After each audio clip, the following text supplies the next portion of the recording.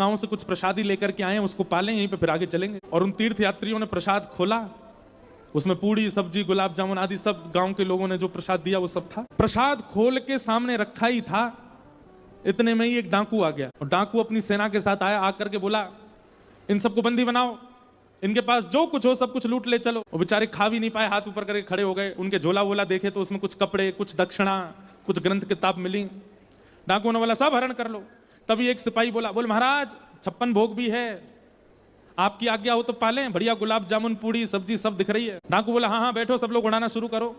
अब सब लोग जैसे ही बैठे, इतने में ही पाते ही पता नहीं क्या हुआ, वो डाकुओं का सरदार था, बोले रुको रुको रुको, एक मिनट थोड़ा जांच कर लो कि ये प्रसाद में कहीं जहर तो नहीं है। आसपास सब टटोलने लगे, व्यवस्थित तो है ना, कहीं ऐसा तो नहीं हमको मारने के लिए किसी ने षड्यंत्र किया हो। उन लोगों की जांच करी, हट पूर्वक पूछने लगे। उन लोगों ने कहा नहीं नहीं महाराज कुछ नहीं है, पास के गांव से लाए, आप लोग प्रेम से पाओ।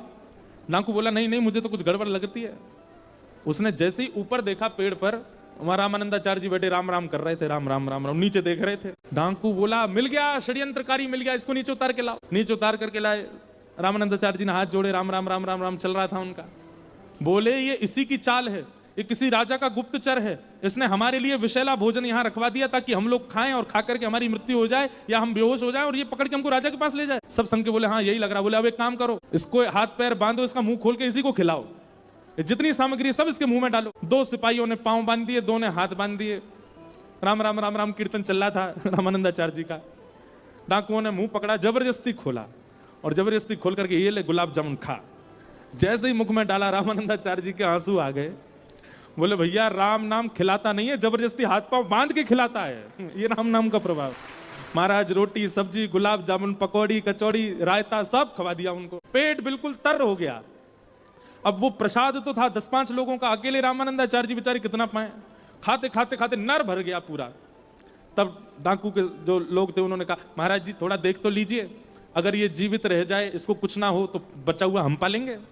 थोड़ी देर बाद देखा रामानंदाचार्य जी को कुछ नहीं हुआ तो बाकियों ने भी पाया, हाथ पांव खोले। हे भाई जब तेने कोई षड्यंत्र नहीं किया था तो ऊपर क्यों बैठा था तू? बोले अब मैं क्या बताऊं मैं क्यों बैठा था, मैं राम नाम के ऊपर अधीन होके बैठा था कि अगर राम नाम में सामर्थ्य होगी तो मुझे बिना प्रयास के भोजन मिलेगा, और मुझे आप लोगों ने पवा दिया। उसी क्षण रामानंदाचार्य जी आए और आकर के उन्होंने पूरा जीवन राम नाम को अर्पित कर दिया। आगे चल के आप परम विद्वान हुए, परम वेदज्ञ हुए, परम ज्ञानी हुए और श्री रामानंद संप्रदाय के प्रवर्तक हुए, श्री रामानंदाचार्य जी।